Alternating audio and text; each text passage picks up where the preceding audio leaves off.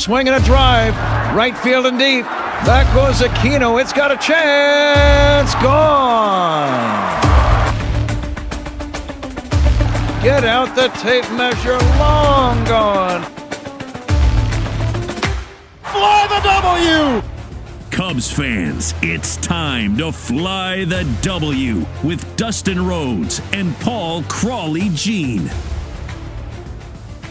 You are listening to the Fly the W podcast. It is season number 4. It's episode number 28. Our Cubs lose a little momentum against the Giants, but we'll get to the but in a minute. Don't forget to listen, download, subscribe. Most importantly, review our podcast. Follow on all the socials. I'm at Mully Haw on X. And you can follow me, Crawly, on Crawly's Cubs on X, Blue Sky on TikTok, and Crawly's Clubhouse on Facebook, Instagram, and Threads. You can email us with any of your questions at crawlysclubhouse@gmail.com. And I know I don't want to bury the lead on this, Dustin. What everybody's tuning in for is the Pope a Cubs fan? Well, there's a little mixed reporting on that. Now, I have not checked X in a few minutes, but since this is a live podcast and we're going there first, I will check right now, going to the official Cubs account. Let's see if they took their tweet down because, hey, Cub fans, he's a Cub fan. This was 2 hours ago, still there on the marquee. I'm not going to retweet it on the Mully and Haw account, but it is there because his brother, who is also a member of the Cloth, said that he is in fact a Sox fan, but said that he would not cheer against the Cubs, but is a Sox fan because he grew up on the South Side. The only question I have is can Leo pitch in the bullpen? That's the only thing that matters to me at this point in time. Can he play third base? Which is the bigger issue, Crawly? Is it the bullpen or is it third base? I mean, can he do both? Is he a unicorn? Can he lay his hands on Matt Shaw's bat and make him be able to hit? Oh, we're going to hell for this. But, speaking of hell, I got to tell you, it was a crazy series, Cubs versus Giants. And, again, I'm not going to get mad. They didn't lose to a bad team. But, boy, Dustin, I really kind of felt they had it, and then they let it go, and then they lost all momentum. Yeah, that series was really rough. I guess maybe it's a good thing or maybe it's a bad thing. We did not do this yesterday afternoon around this time because I was really ticked off. I don't know if you got to hear me this morning on our Pick 6 segment where Mully and Haw queued me up to go after everything and all of it. That's what's wrong with the Cubs right now. Everything and all of it. And we had to have Zach Zaidman, who I love dearly and respect a ton, come on with us the other day and said, you can't treat Cubs games like you would treat a Bears game. The hell I can't. Don't tell me how I can fan. Just because there are 162 of these and only 17 of those, don't tell me I can't fan the same way. Well, I think what Zach concerned about is you having a stroke or something because it's not healthy to go through 162 games living and dying every game. You can be frustrated and you can be mad. When you're talking about a Bears game, right? You have a win or a loss, and then you have a week to stew about it and think it and pick it over and dissect it. Right. You're right. But in this case, Crawly, after game number 2, you thought you had a chance to get the bad taste out of your mouth. You didn't, and now I got to sit here today and stew and get some good news about Cade Horton. We'll get to that later.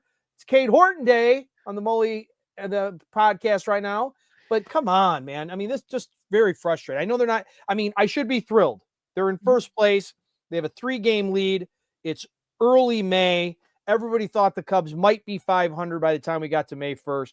I should be happy, but just in the moment, I'm a little bit disappointed. Again, it's because of how this plays out. And you knew that after the first game, right? The Cubs win this one 9-2. But after that first game, you have to say to yourself, okay, you just got to win one more to take the series. You had it right in your hands and you let it go. And that's where the stewing happens. And then they didn't do anything there. But again, the Giants are a good team. If they very good team. If they were in any other division, they would be in first place. And they're stuck in the NL West. Right. And so that's the issue right now. It was some early home runs when it was Matt Boyd versus Landon Raup. Cubs struck first, bottom of the third. Dansby Swanson doubled, and Ian Happ would hit a 2-run homer to put the Cubs up 2-0, but that wouldn't last too long. Top of the fourth, Luis Matos answered with a 2-run blast of his own. But Dustin, one of the interesting things about this game and just about this Cubs team in general is the speed of this team, and especially PCA. Here's some clips about Pete's speed. Yeah, I mean, I think we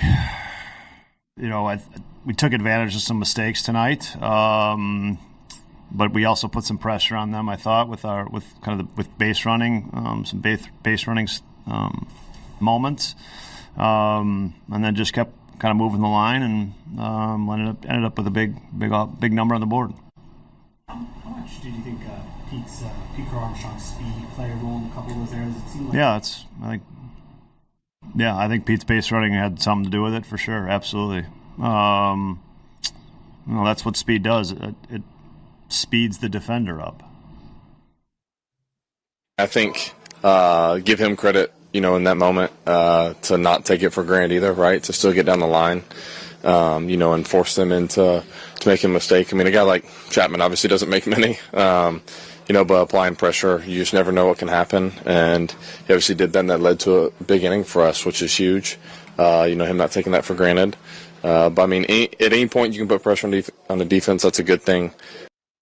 So, I love when Counsell said speed speeds up the defense, right? And so when PCA's running, it just throws everything off. And again, I've said how many times this guy reminds me of Javi Baez, right? Mm-hmm. He just gives the opposing defense the jitters. Bottom of the fourth, right? 2 outs. PCA reaches on an error by Gold Glove third baseman Matt Chapman. And that was a clip you also heard Dansby saying. Chapman doesn't make a lot of mistakes. Nico would single and steal second. With runners at second, third, Dansby would have a 2-out, 2-run single to put the Cubs back up 4-2. And then the game blew open in the bottom of the sixth. Carson Kelly led off with a solo home run, his ace.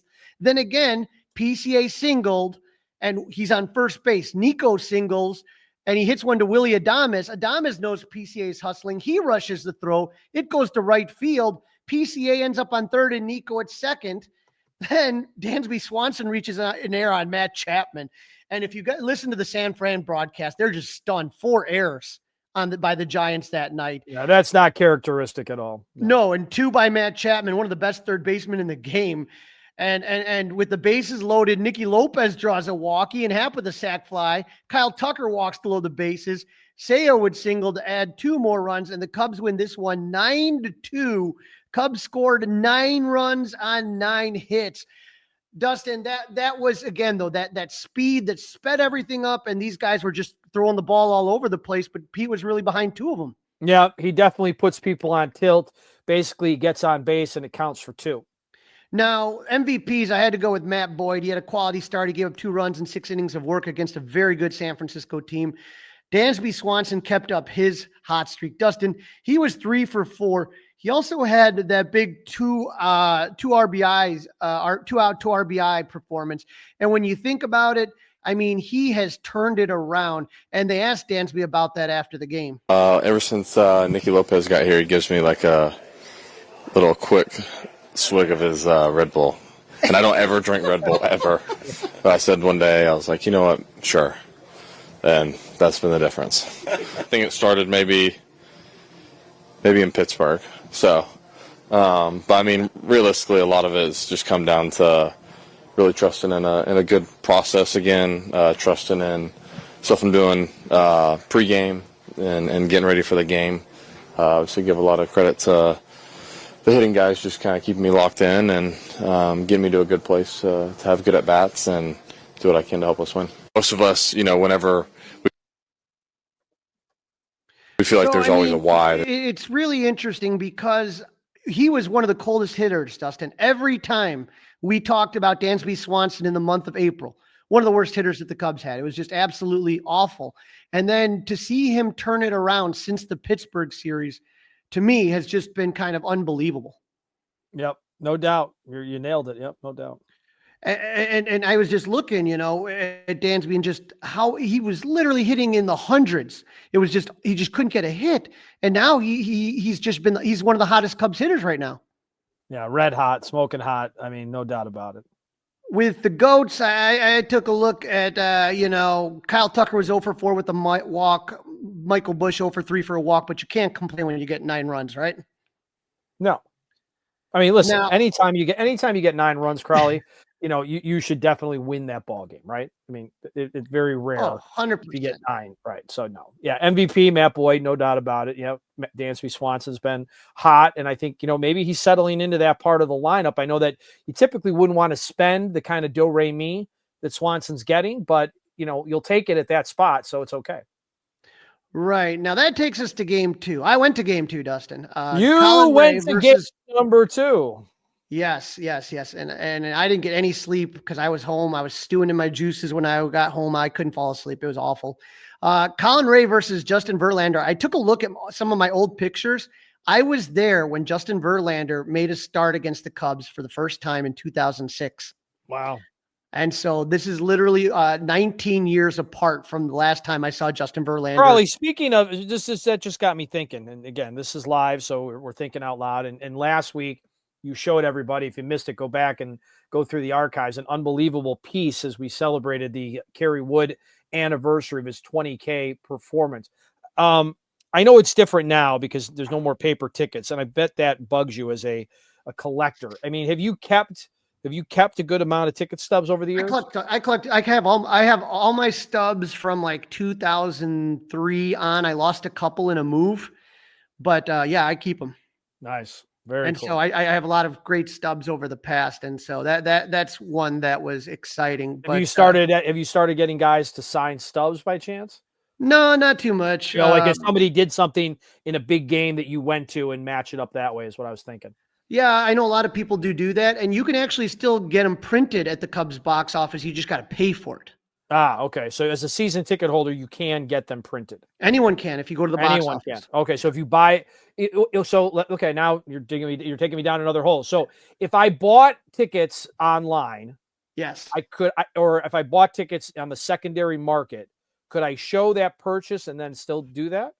As long as you have it in your at bat app, my belief is yes. But I would. That's pretty cool. That's good info.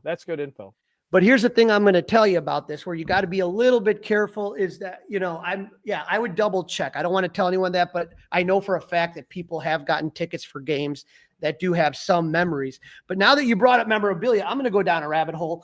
Right.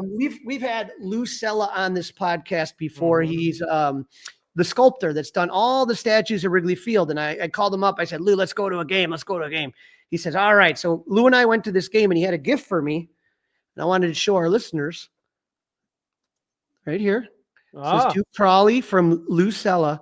This is from the mold that they did of Ryan Sandberg for the statue. That is cool. It is the exact color, everything. And this would be on the hat that you saw on Ryan Sandberg when you see the statue. So I cannot wait to display that. That's excellent. Yeah, Lou and I had a great time, man. We had a great time, and it was a good game. We knew Colin Ray wasn't going to continue at a Cy Young pace, right? I mean, eventually he'd have to come back to the earth. This was the first start to me that I felt like he was not on top of his game, but his defense didn't help much either. It felt like, all of a sudden what happened the night before to the Giants happened to the Cubs. It just looked like the defense was bad. Yeah.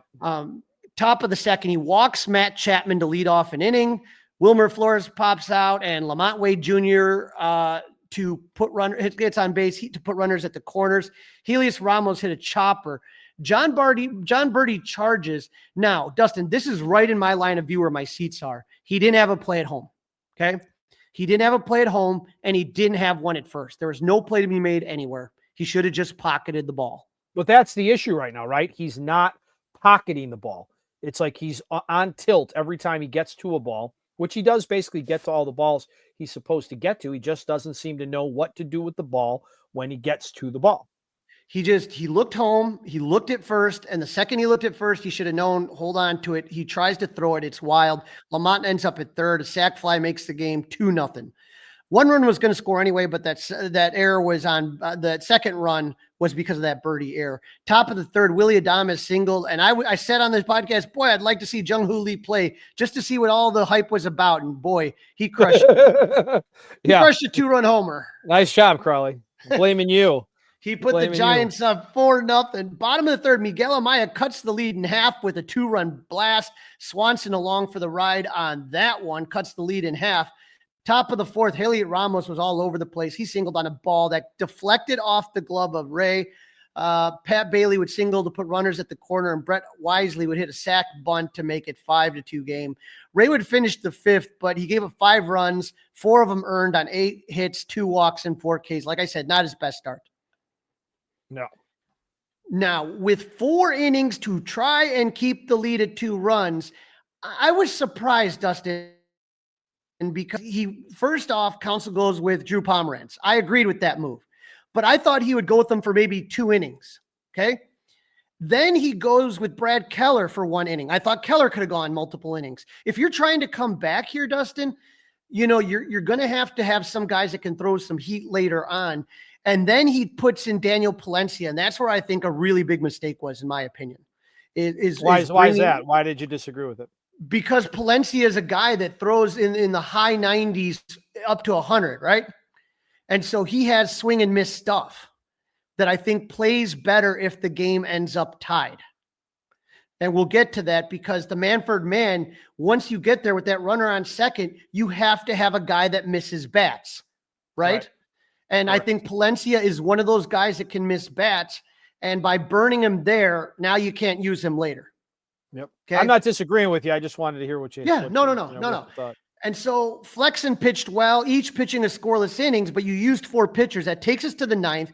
PCA led off with a walk. Dansby struck out. Carson Kelly came in. He drew a walk on a pinch hit. He drew a walk. And Justin Turner, this is where I like to see Justin Turner. These type of situations, right? This is the whole point. This is the point of Justin Turner. He pinches his for John Birdie. He singles to score PCA, and Kelly moves to third. Ian Happ struck out. The Cubs were down to their final out with the tying run 90 feet away. Bob Melvin decides to put in Eric Miller to face Kyle Tucker, hoping the lefty-lefty matchup doesn't. First pitch, I love it. First pitch, Kyle Tucker singles to tie the game at 5. Wrigley is rocking, and all the momentum is going the Cubs' way, right? Extra innings, Willie Adames is the man for Matt at second, and Craig Counsell goes all in. This is the guy you're going to do it with, Porter Hodge. He's the best reliever you have. He has the best swing and miss stuff, and he's going against the heart of the Giants order. He gets Jung-Hoo Lee and Matt Chapman to fly out. He walks Wilmer Flores and gets Lamont Wade to fly out. So the Giants can't score. So now all the Cubs have to do is get a single, and they win the game. That's it. Just a single. Just a single, and then they walk it off. Suzuki's the Manford man. Michael Busch walks. Then Nico flied out to right, and Suzuki advances to third for the first out. Now, Dustin, you don't even need a hit. Deep fly ball wins the game. Yep. Busch steals second. No force out. No double play, nothing. PCA is up to bat. Now, remember what I said? He reminds me of Javi Baez sometimes? He just needed to make contact, Dustin. He didn't need a home run. He didn't need a double. He just needed to make contact. And he was trying to set off an earthquake, right? It just didn't look good. It was literally, it was a bad approach. It was a bad, awful approach. This is exactly what you would do to Javi Baez, right? Slider, slider, slider, slider. 2 of the sliders, 3 of the 4 sliders weren't even close. And by the time he threw, that 4th slider, Pete was already kind of reaching over, and he completely swung over it. It was the one thing you couldn't do is strike out in that situation. And that's what he did. And that ends up killing you there. And so now it's up to Dansby, who's been hot. He hits one 103 miles per hour off the bat, but unfortunately right at Matt Chapman to end the threat. So now Counsell decides to go with Ryan Presley. Presley had his knee drained on the April 22nd. He didn't pitch again against April 27th. A week later, he pitched 1 inning against the Pirates on May 1st, 4 days earlier. So Dustin, since April 20th, he's only appeared in 2 of the previous 15 days that you saw him out there. Yeah. And so not only is he rusty, right? But he struggled all season. That's a word. That's a word for it. Dustin, Rusty's one of many adjectives. That's one of many adjectives. That's about the worst time to put a guy in who hasn't pitched in a while. Yep. Because you have no margin for error. You have no margin for error. None. Zero. And so now he comes in, and not only is he rusty, Dustin, but he's struggled all season to miss bats. Even when he was at his best this season, he hasn't been striking guys out.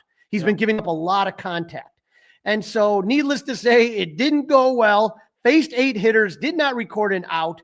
It went double, single, sac fly, bunt, no out recorded, walk, hit by pitch, single, single, single, before Craig Counsell finally gave him the hook. Caleb Thielbar comes in and gives up a double and a sac fly.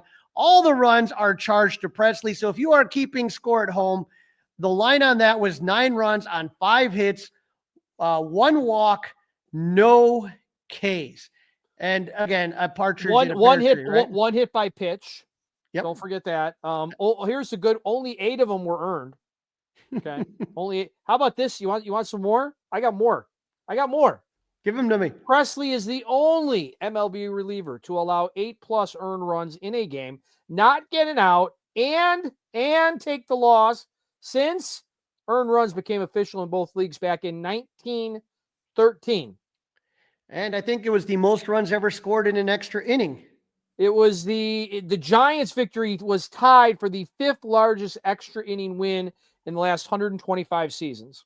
I mean, it was, I can't tell you what it was like sitting there. It was literally just, again, you went from the highest of highs to the lowest of lows. But let's ask Mr. Presley what happened. Let's see what Ryan has to say on that one. Thought I executed my pitches really well. Wasn't really leaving anything over middle part of the plate. I just didn't get my job done. I was the only one tonight that didn't do my job. How do you digest things after just a night like that? It's tough. It sucks. But, got to get ready to go tomorrow. Because of the recent issue with the knee, I think people jump to that. Is everything okay? Is everything all right now with you health-wise? Yeah, everything's fine. Yeah, it's just body felt great. Just like I said, didn't do my job tonight. Everybody else did. Now, Dustin, he's not fine. I applaud him for sitting in front of the media and taking it. I like that I agree. I like that he met the media. He could have easily not, and we would have given him grief. I would have given him grief. I won't speak for you. I would have given him grief for not meeting with the media. So I also have to give him kudos and respect for facing the music, if you will. He faced the music. There's nothing you could do about that one. But when you talk about him and saying, okay, everything's fine, this is Ryan Presley this season, and you can get this off of Fangraphs and take a look at some of these charts right here. So if you take a look here, everything in the blue is poor compared to Major League Baseball. Everything in the red means great, but not like great, like awesome, but just like high amount, right? In the highest percentile. If you take a look, everything about Ryan Presley is blue, poor, bad. The one area where he's exceeding is ground ball percentage. He's in the top percentile for ground balls. And so what that means, Dustin, is the hitters are making contact. The hitters are making contact. And like I said, that's the worst thing you could have in an extra inning game is guys that give up that percentage of contact. You need swing and miss, and he didn't have it. Yep. Nope, not even a little bit. And listen, Counsell kind of went after him for it afterwards, right? Counsell said he just didn't do his job. He doesn't have the swing and miss stuff. I mean, Counsell is calling guys out. Yeah. And, one guy that he called out was the Game 3 starter, Ben Brown, who went up against Robbie Ray. Well, it worked in Milwaukee, right? But he was also staked to a big lead up there. Well, Dustin, the thing we talked about, too, is Ben Brown has struggled at Wrigley. Yep. He did okay. Wasn't the best performance. Wasn't the worst. Just more of the same frustration. Yeah, well, my issue is 103 pitches in 5 innings. That was what was rough. Mm-hmm.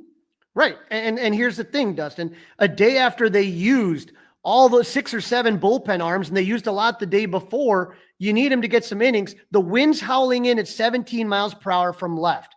But it took Ben Brown 28 pitches to get out of the first inning. Yep. And so too much. You know, right there, he's not going to last. That's it, right there. You're already on tilt. Yep, you're already on tilt. He had Mike Yastrzemski 1 and 2, the first batter he faced, and then he walked him to lead off the game. He had Willie Adames 1 and 2 and gave up a single. He gets Jung-Hoo Lee to pop out, Matt Chapman to strike out, but then he got Wilmer Flores to a 1-2 count and gave up a single, and the Cubs were down 1-0. Dustin, until he gets a suitable third pitch, this is what you're going to see. He's got 2 pitches that he uses frequently, and he really doesn't have a third developed. And right. until he did use another pitch, but it's going to take some time, right? Right. The changeup is what he has to do. But again, he just couldn't get that third strike. And that's where you get a lot of foul balls.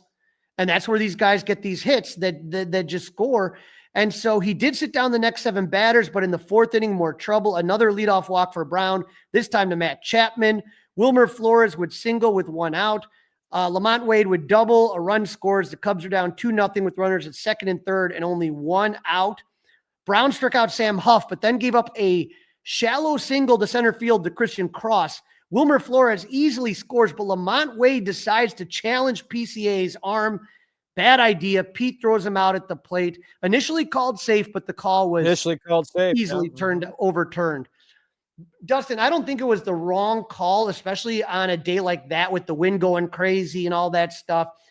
Pete just made the perfect throw. I mean, it was a beautiful throw right into the runner. Just absolutely led the Carson Kelly there. It was perfect. It was awesome. But that saved Ben Brown from the inning continuing and another run from crossing the plate. He gave him credit after the game too. Brown pitched 5 innings, gave up 3 runs on 6 hits, 2 walks, both which came around to score. So both of those leadoff walks come around to score. He did strike out 9 batters.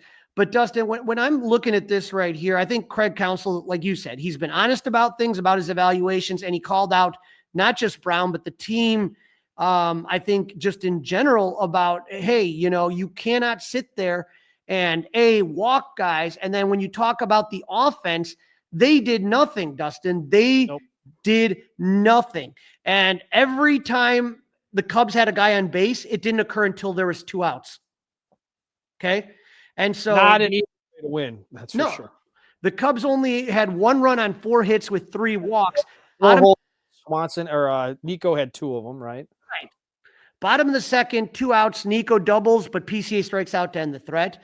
Bottom of the 3rd, 2 outs. Ian Happ and Kyle Tucker both drew walks. They execute a double steal to advance to 2nd and 3rd. But Seiya Suzuki, who had a horrible series, was called out on strikes. I have a feeling he's going to be on the cold list later on. You will be impressed with how cold he is. The Cubs finally got on the board in the 4th. Nico Horner hits a 2-out double. PCA doubled with air quotes just because Heliot Ramos, who was having a hell of a day trying to field balls, completely misplays a ball, and PCA scores. PCA's on 2nd on that. The ball literally was about 25 feet from the dirt. Just silly kind of one of those wind plays. But, the only runner that they had that did not come with 2 outs was in the 9th when Carson Kelly led off with a single, but was immediately wiped out when Justin Turner hit into a double play. And again, why was Justin Turner in that game? I don't want to see him unless it's a pinch hitting opportunity. Well, if he was going to play, let's get into this because this also ticked me off. I thought he should have played 3rd that game. Honestly, I would have been okay with that. What I'm not okay with is Michael Busch not playing.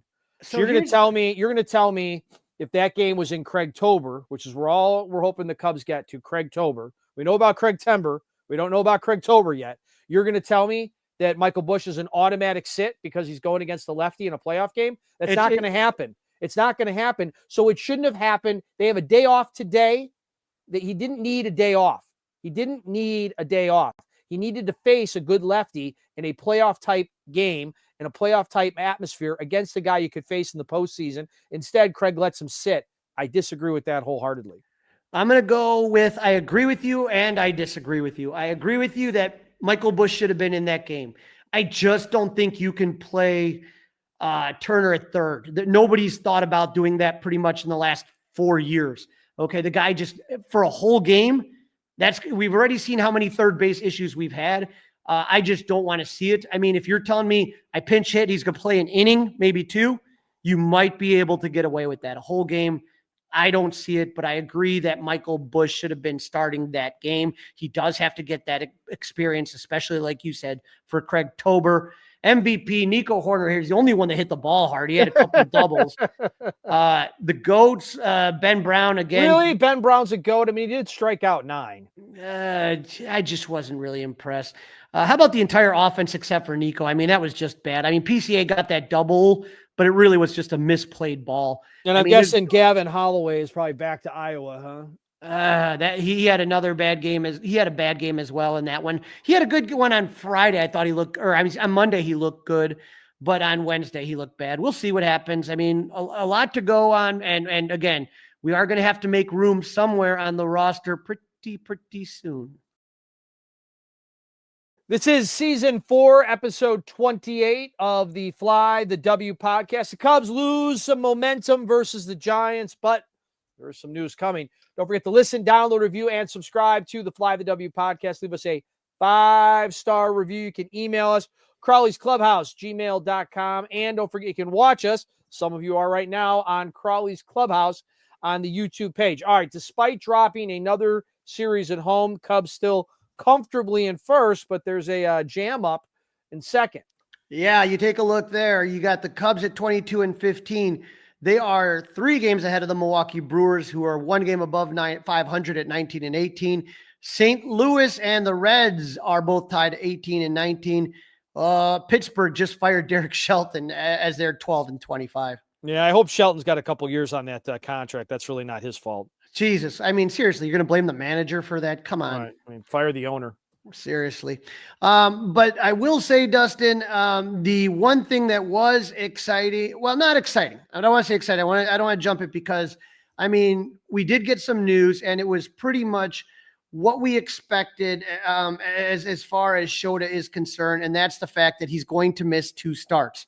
One of those starts is going to be against the Mets on Saturday, and the other is going to be against the White Sox on Saturday. But Dustin, the exciting news is that I didn't think this was going to happen. I'm not going to lie with you. I didn't think it was going to happen, but Cade Horton is going to get the start on Saturday. And I had a chance, Dustin, to interview Tommy Birch, beat writer for the ICubs for the Des Moines Register. He's going to tell us more about Cade and what he's seen from Cade Horton. Joining me now on the Fly the W podcast, we're happy to have our old friend back, Tommy Birch from the Des Moines Register. Tommy, what is going on? Not much. How about you? I was sitting there scrolling on the phone, and I started to hear the rumors. Cade Horton. I'm like, are they really going to call this guy up? Boom, 1:21 on PM. Tommy Birch confirms Cade Horton, top pitching prospect for the Cubs, is expected to join the team in New York for the series with the Mets. Man, Tommy, I mean, let me ask you, were you surprised at all? How about that? Yeah, I was a little surprised, but not totally shocked. Obviously, we'd been hearing his name being in the rumblings for a little bit as a possible guy to possibly get that, opportunity to pitch for the Cubs, possibly in New York, and just kind of the way that things lined up with Iowa's starting rotation with how things were going for the New York series, it kind of made sense. But then kind of the big question mark, too, was like, okay, how ready is he going to be? What type of, environment do you want to put him in? The last couple outings have been really good. But do you want this guy to possibly make his big league debut on the road in New York against such a really tough lineup? So there were just so many different variables, and the way you could look at it, like, man, you can make a compelling case for just giving him another start, waiting a little bit long, another start in Iowa, being a little bit more patient, or just calling him up right now. So I think the fact that there were just so many different options, and like I had said, both could have been very compelling cases. I think that's why neither option was overly shocking or surprising. And so, you saw Cade pitch last year, sure. and then you saw him this year. Tell us about how, the differences you've seen from Cade last year to this year. Yeah, and most of the stuff I ended up seeing last year were, the limited stuff I saw on TV. My second baby was actually born, so I was on parental leave. But I remember watching a few of his stuff on Marquee, and it's like, man, it's really night and day different. And some of the people that I talked to that had seen Cade pitched in the minor leagues over the years, and part of the time last year, some of the scouts and evaluators had told me they thought, hey, by the time he got to Iowa, he was probably already hurt. He probably wasn't 100%. And what you saw in Iowa really wasn't um, you know, fully representative of what Cade Horton could do. And I think what you saw this year was much more representative, where he was just flat out dominating. And I think probably the most interesting thing when it came to Cade Horton is he was just getting better and better with each start this year. Obviously they wanted to ease him into things with kind of a low pitch count and just trying to, get him back into a rhythm and kind of regain some of that form that he had before he'd gotten hurt and kind of build himself back up too. But it seemed like with each start, he got better and better and he got more dominant in kind of every area that you wanted him um, to get better at. I thought he really improved. First couple of starts here this year, the command wasn't the best. It wasn't horrible, but it was like one of those things that you're like, okay, if you're gonna nitpick, if you're gonna really dissect and break it down, one of the few things probably needs to get better is he has to throw a little bit more strikes. Over the last two outings, he went 6 innings, I think walked one guy in each outing, so he was attacking the zone much, much better. Kind of the other thing that stood out to me during those first couple outings as well was you would see early in the game the velo being 95, 96, 97, sometimes 98, but then after an inning or two, it would kind of dip off a little bit more, where you could tell he probably had some rust that he needed to shake off and he had to build back up. Where over the last couple outings, we're kind of um, seeing more 95, 96, and 97 stuff later in the outing. So from that perspective, the last couple outings, he was throwing more strikes, he was throwing harder, and he was just being all around a much better player. Now, for people that haven't had a chance to see Cade Horton like you have, what is it that's so special? Like, tell us a little bit about what he throws and what makes him different from other pitchers you've seen. Yeah, I mean, it's going to be the fastball and the slider that's just absolutely magnificent. I think the other thing that, obviously when it comes to the fastball, it's going to be in the mid to upper 90s and that really good wipeout slider. But I think this thing that really stands out to me is like Cade Horton is a really smart guy. He understands how to attack hitters. He understands how to pitch. He just understands the game really well. And I think there are 2 points that really illustrate this issue more than anything else. Um, the slider, which ended up being like his bread and butter pitch, which allowed his stock to really soar once he went to college, once he was pitching in the College World Series. Like he developed it like right before the Big 12 tournament. And like he was throwing it a couple of days, took it to a bullpen, threw it in a game, and bam, picked it up. Just this season, he was playing catch with a sinker, took it to a bullpen, next game out, threw it like 7 times in an outing. So he can adjust really quickly, and I think that speaks really volumes to not just the type of athlete he is, but just how intelligent of a baseball player he is. And that's going to go a long, long ways for a guy that's, going to be a starting pitcher. Now, as far as when you see him in the clubhouse, seems to be a good head on his shoulders, gets along with teammates, that kind of, what is Cade Horton the person like?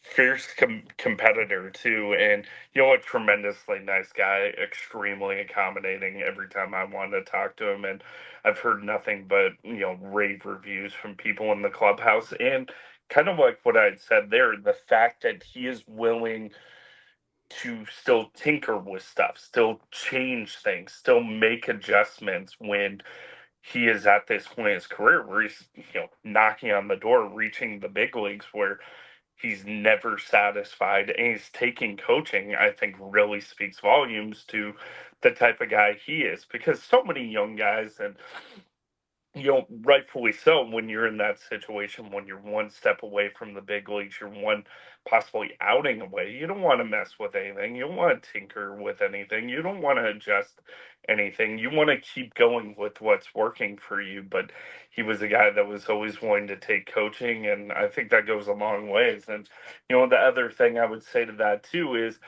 when it comes to the competitor that Cade Horton is, I remember, hearing stories about, just how intense he was. Where, he was a he was a star quarterback in high school.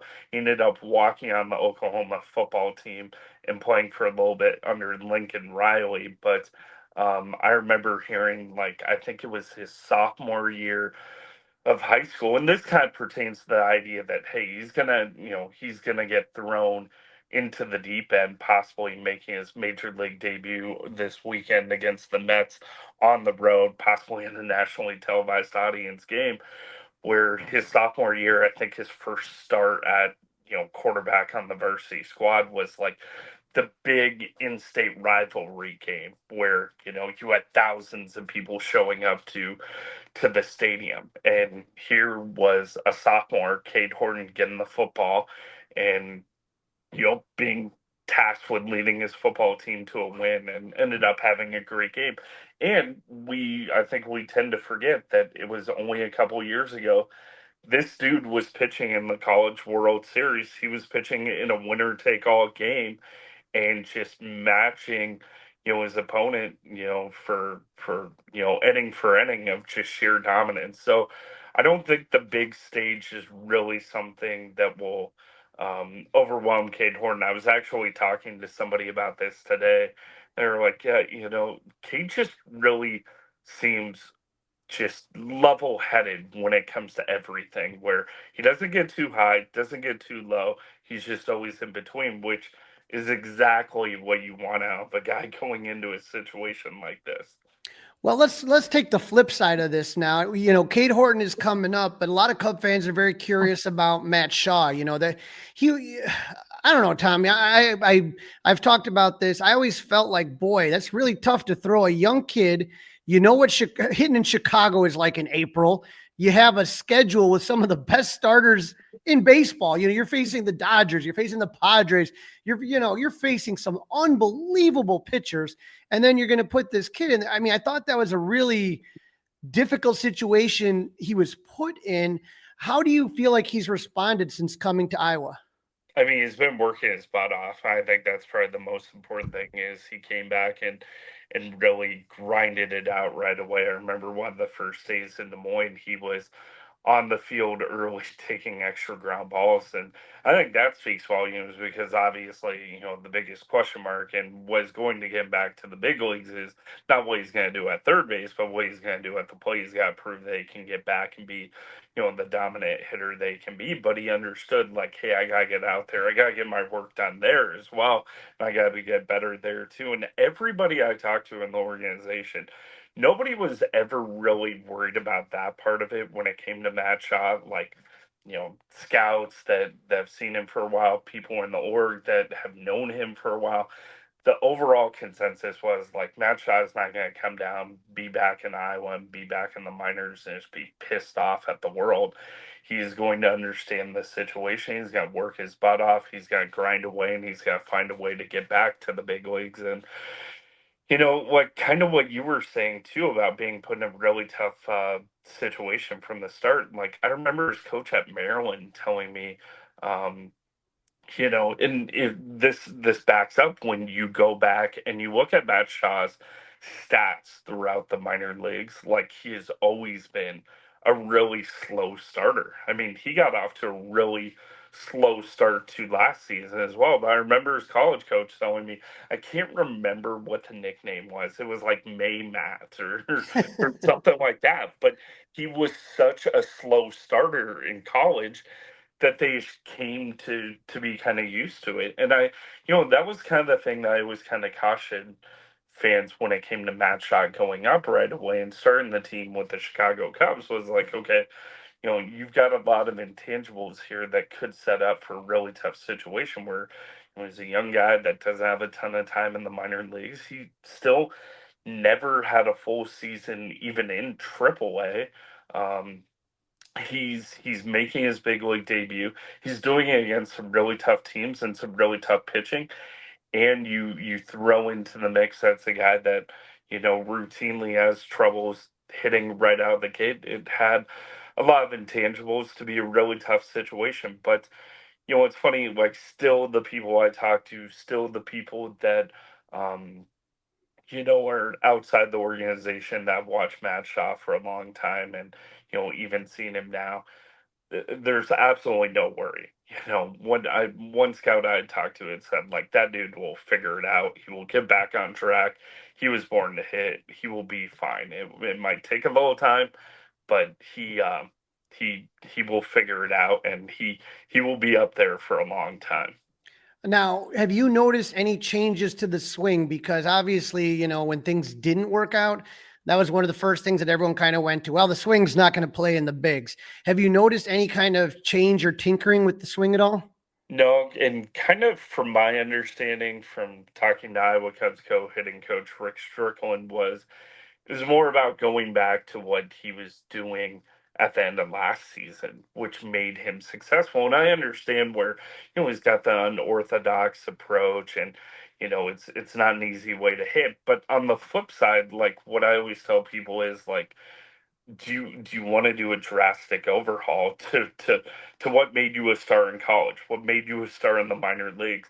What made you end up getting to the big leagues? I know there are going to be things you tinker with, there are going to be things you adjust, but you aren't going to do a massive overhaul to things. They never tried to do it to him in the minor leagues before he got to the big leagues, so there wasn't a massive concern that when he got to the major leagues, this was going to be something that played against him. And remember, Jordan Basham from Cubs.com did a tremendous job kind of outlining when Matt got sent down to the minors, how he had talked to him about, like, hey, kind of adjusting that leg kick. And, he was worried about not being able to catch up to fastballs,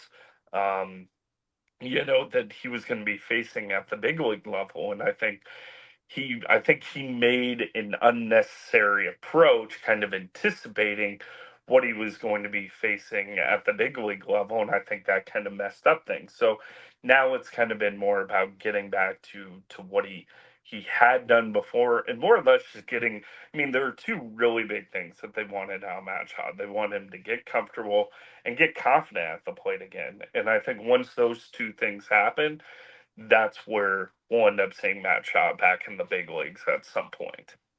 Well, from your lips to the baseball god's ears, tell me you're going to be, I don't know if you have a game to cover, but I bet you're going to probably have some sort of app or something to watch Cade Horton in New York on Saturday. Yeah, so I'm actually going to be covering the Iowa Hawkeyes baseball team, which is playing at Principal Park. I got to figure out what time that game is. Luckily, I've got a couple of days before that. But I think it's going to be like 5:15 your time. Gotcha. So because you're Mountain, right? No, we're Central. You're Central, so it's 6:15 Central. Yeah. So, but yeah, I'll definitely be watching Cade Horton start. I'm really intrigued, and it's really cool when you see these guys do what they do down here, then get that chance to go up there and see what they can do there. Well, Tommy, I appreciate you jumping on. I know you played some golf today. You've had a busy day, breaking news all over the place. Talk about the golf.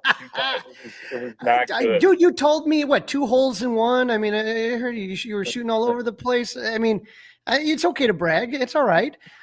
But tell our listeners where they can tell our listeners where they can find your great work, Tommy, so they don't miss the breaking news. Yeah, check it out at Des Moines Register.com. I'm on Twitter at Tommy Birch and all that. So thanks for following and ignore the golf tweets. Those are bad.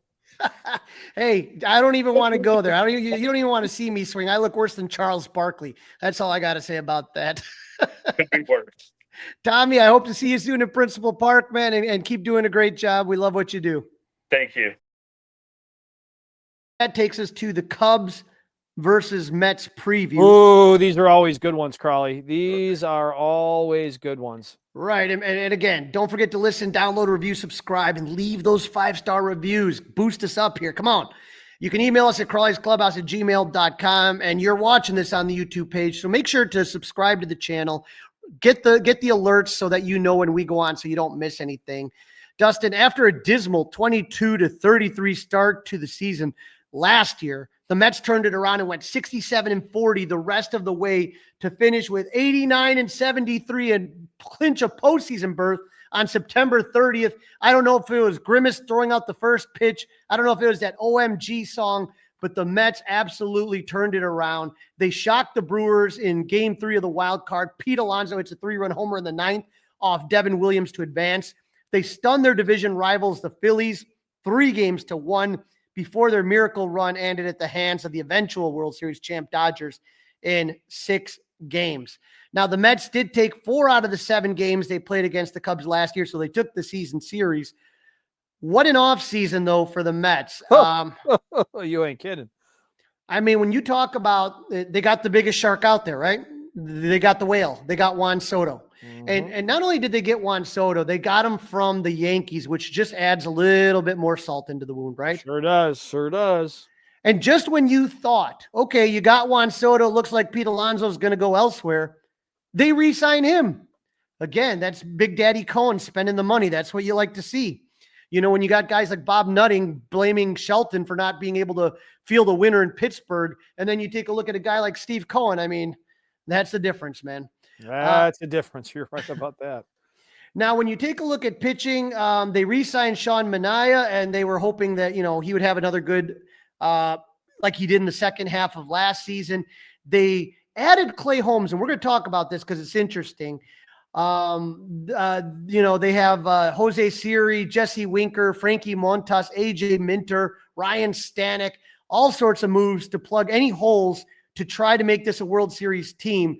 And Dustin, to me, when I look at this, a lot of these moves have paid off. They all seem to pay off, right? I mean, this team's in really good form right now.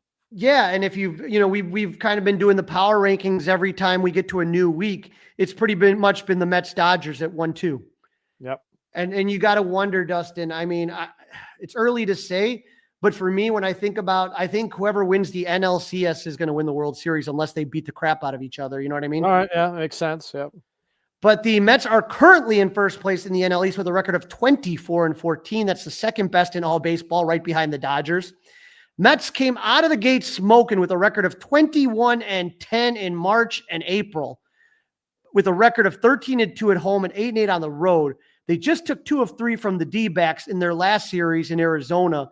They're 5-5 in their last 10, so they've slowed down a little bit, but they're still 13-3 at home and 11-11 on the road, Dustin. And these games are at their home field. Correct. And they do have a 14-8 record against teams with a record over 500, which the Cubs are. So you combine that home record along with their record against good teams, the Mets are for real. This is going to be a challenge. Yeah, this will not be just a walk in the park, pun intended. Hopefully it will, but it's not going to be easy. All right, time for the tail of the tape, Crawly. Tail of the tape. All right, when we talk about batting average, the Cubs took a little tumble. They're down from 1st to 5th place with a 258 average. The Mets are in 10th, so the Cubs have the advantage. Mets hit 249 as a team. Slug, the Cubs are still in 3rd at 446. The Mets slug pretty well. They're in 7th at 420, but the edge still goes to the Cubs. Here's the big difference right now, Dustin. The Cubs in runners in scoring position are still hitting 288, second in all of baseball, but the Mets are 228, which is 26th in baseball. So they are not hitting with runners in scoring position. The way they're scoring their runs is through the slug. You saw Juan Soto had 2 home runs on Wednesday. That would be yesterday. So look out. This team can slug it. Starting pitching goes to the Mets. They have the best starting pitching ERA in baseball at 2.71, while the Cubs are 8th at 3.57. The Mets can also, Dustin, when I watched that bullpen from San Francisco, I was just so jealous at how good they were. The Mets are nowhere near as good as that. Now they're in the top 10. They're 9th with a 119 whip, but the Cubs are 24th with a 141 whip. So, in that, the Mets have the advantage in both those pitching stats. As far as the fielding is concerned, The Cubs are first in baseball at defensive run saves with 21. The Mets are 8th with 5. So very close there, but you have some of the best pitching versus some of the best hitting. So we're going to have to see what happens here. Something's got to give, as they like to say. All right, game number 1. This is a Friday night affair, 6:10 first pitch. Jameson Taillon, Clay Holmes. Taillon, 2-1 with a 3.86 ERA and 7 games started with 31 strikeouts in 39 2/3 innings pitch. JMO has had a quality start in 2 of the last 3 games. He gave up 1 run in 5 innings against the D-backs. That wasn't a quality start. 1 run in 7 innings against the Phillies and 2 runs in 6 innings against the Brewers. Jameson is 4-0 in his career against the Mets in 6 starts with a minuscule 1.96 ERA, Dustin. I don't know if you remember when we first got Jameson Taillon a couple of years ago. It was 2023, and he really struggled until he went to the Mets, and that turned his season around, that second half of his season. As the record indicates, the Mets struggle against JMO. Francisco Lindor, 2 for 13. Juan Soto, 1 for 11. Tyrone Taylor, 1 for 10. Pete Alonso, 2 for 9. So JMO matches up good against the Mets, but let's see. I mean, this is a really good team. Now, they are listen, this is a good one. Crawly, I know we're going to get to our predictions in a little bit, but this is the one, right? I think this is the one for a couple of different reasons. First of all, the Cubs need a stopper, right? And Shota Imanaga had been that stopper. He's not walking through that door. He's not taking the ball this weekend. Might not be taking the ball for 2 or 3 more starts. But this is an opportunity for Jameson to really kind of, plant his flag, if you will, as the leader of this Cubs pitching staff. Yeah, you hope it happens. Now, they're going to be facing off against Clay Holmes. He's a 32-year-old righty, Dustin, who has pitched almost exclusively out of the pen for the last 7 seasons. He's only made, previous to this season, he had only made 4 starts in 314 games. Okay, and that was when he was a rookie. But the Mets said, we think this guy could be a good starter. And that's what they paid him. They paid him to start. And right now, Holmes is 4-1 with a 2.95 ERA in 7 starts with 39 strikeouts in 36 2/3 innings. In the last 3 starts, Holmes faced St. Louis twice, one of the best hitting teams in baseball, and had no problem with their lineup. On 4/20, he gave up 1 run in 6 innings against the Cardinals. On 4/26 against the Nationals, he pitched 5 scoreless innings. And in his last start against St. Louis, he gave up 3 runs in 6 innings. Holmes is 1-0 lifetime with a 3.60 ERA in his career against the Cubs in 17 games, but all those appearances were out of the bullpen. Most of the Cubs have less than 5 at-bats against Holmes. Ian Happ is 1 at 6. Justin Turner, 3 for 7. Holmes uses a mixer with a sinker, a changeup, a sweeper, a slider, and a cutter. So he's got a lot of pitches. He gets a lot of ground ball outs. Game 2, Dustin, is going to be 6:15. I was hoping for like a late afternoon game for some reason. Nope. This one is listed as TBD, but we now know that Cade Horton will be taking the start. We know it is, yeah. If you look at Cade's numbers in AAA Iowa, he's 2-1 with a 1.24 ERA in 6 games. He's with 33 strikeouts and 29 innings pitched. The question is going to be pitch count, Dustin. That's going to be the question. Last time out, I believe he had 79 pitches thrown.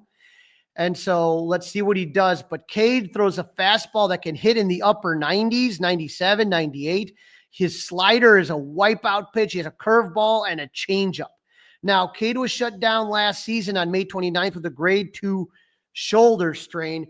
And so, again, how much are they going to push him is what's going to be the question. Is there a pitch count where he hits it and he's done? One of those type situations. But none of the Mets have seen him, and none of the Cub fans have seen him in a Cubs uniform. So here we go. Tyler McGill. I'm really looking forward to it. To me, yeah, this is going to be must-see TV. It really, truly is. Tyler McGill is a 6'7", 230-pound righty who is 3-2 with a 2.50 ERA and 7 games started with 45 strikeouts in 36 innings pitched. But he struggled in his last 2 outings. On 4/21, he gave up 1 run in 5 1/3 inning against the Phillies. But on 4/21, he gave up 3 runs in 6 1/3 innings against the Nationals. And in his last start, he gave up 4 runs in 5 innings against St. Louis. Miguel's 0-2 with a whopping 13.50 ERA against the Cubs in his 2 career starts against the Northsiders, giving up 12 runs in 6 2/3 innings pitch. But the only Cubs that have more than 5 at-bats against McGill is Dansby Swanson, who's 3 for 12. Now, he's a strikeout pitcher. He gets a lot of strikeouts. He's got a fastball that averages 95 miles an hour, a slider, a sinker, and an occasional changeup. To me, Dustin, these are going to be 2 hard-throwing guys, and that's what's going to make it fun to watch. Yeah, as you said, can't miss TV. I am also really looking forward to this. Now, in Game 3, we got Matt Boyd versus Griffin Canning at 11:05. Matt Boyd is 3-2 with the 270. Can you repeat that? 11:05 first pitch. So they're making these guys play at night. They're making these guys play at night and then making them play at 11 a.m. That seems not right. That seems not right. Well, it's 12:05 over there, 11:05 for us. Oh, well, that makes it so much better, Crawly. Why didn't you say it's that one of those getaway place? days, right? It's one of those getaway days. It's not that dissimilar from nothing 120 to do start, with right? getaway. This is all TV and the almighty dollar. This game's starting 3 hours earlier than it should. Well, 3 hours. Let's see how it's going to be on Roku. It's going to be on Roku. Girardi's doing the game. They got like a mixed broadcast. It's Girardi, a New York guy, Cohen, and Taylor McGregor. Huh. All right, we'll give it a try, right? Matt Boyd is 3-2 with the 2.75 ERA in 7 games started, 37 strikeouts and 39 1/3 innings pitch. Against the Dodgers on 4/23, he gave up 3 runs in 6 innings, all off that home run by that weasel Tommy Edman. On 4/30, he gave up 2 runs in 5 innings against Pittsburgh, which was kind of a blast start for him. And on Monday night against the Giants, he gave up 2 runs, 6 innings of work, quality start. Boyd is 1-0 lifetime against the Mets with a 5.40 ERA in 1 start. Most of the Mets have not seen Boyd. Starling Marte is 1 for 7, but look out for Francisco Lindor, who is 12 for 33 with 3 doubles and 2 home runs against Boyd. Dustin, you know how they say wins and loss records for pitchers don't matter? Well, that's definitely the case for Griffin Canning. He's been with the Angels for 5 seasons, playing for that crap franchise. And now that he's actually pitching for a good team, the results are showing. He's 5-1 in 7 games started with a 2.50 ERA and 37 strikeouts and 36 innings pitched. In his last 7 starts, he has given up either 1 run or no runs. That is super impressive. In 5 out of those 7 starts. So 5 out of those 7 starts, 1 or less run. On 4/22, he gave up 1 run in 5 innings against the Phillies. On 4/28, he gave 5 scoreless innings against the Nationals. And in his last start against the D-backs, he gave up 1 run in 5 innings.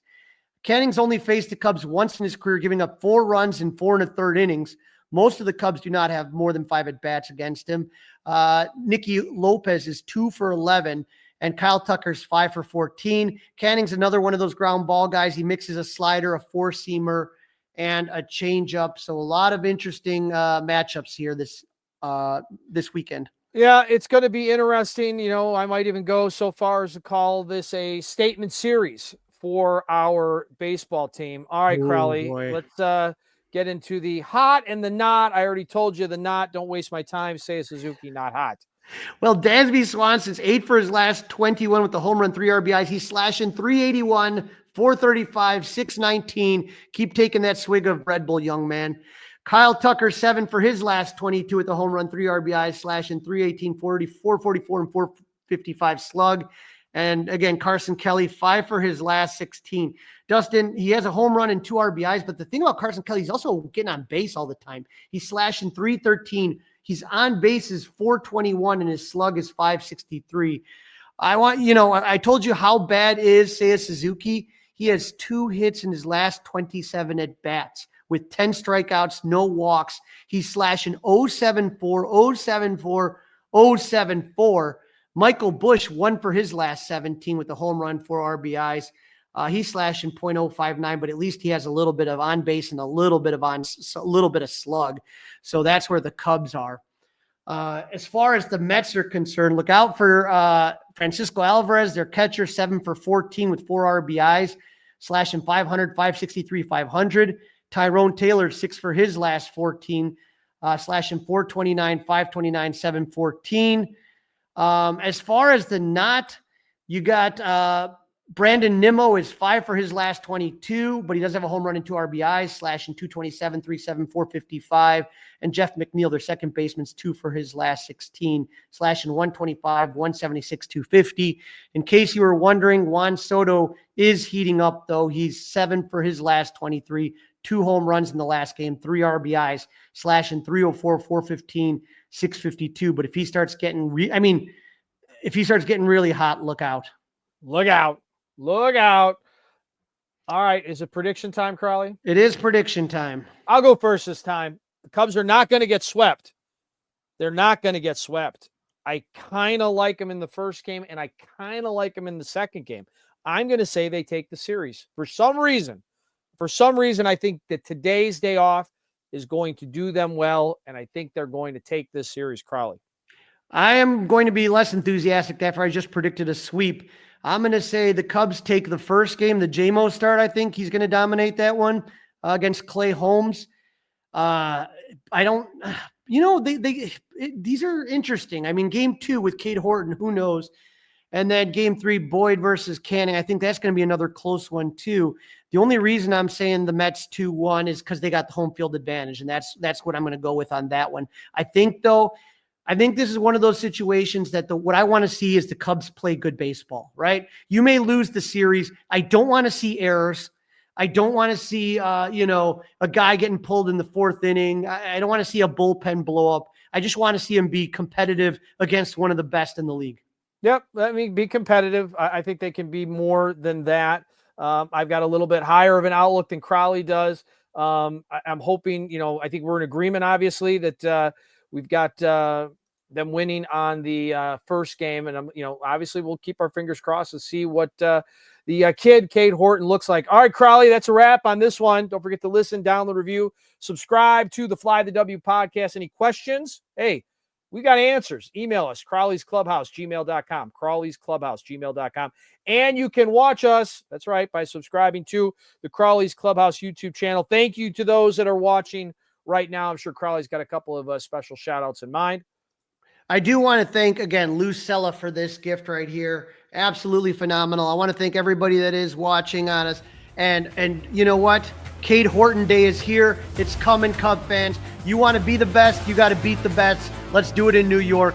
Go Cubs! It's all over.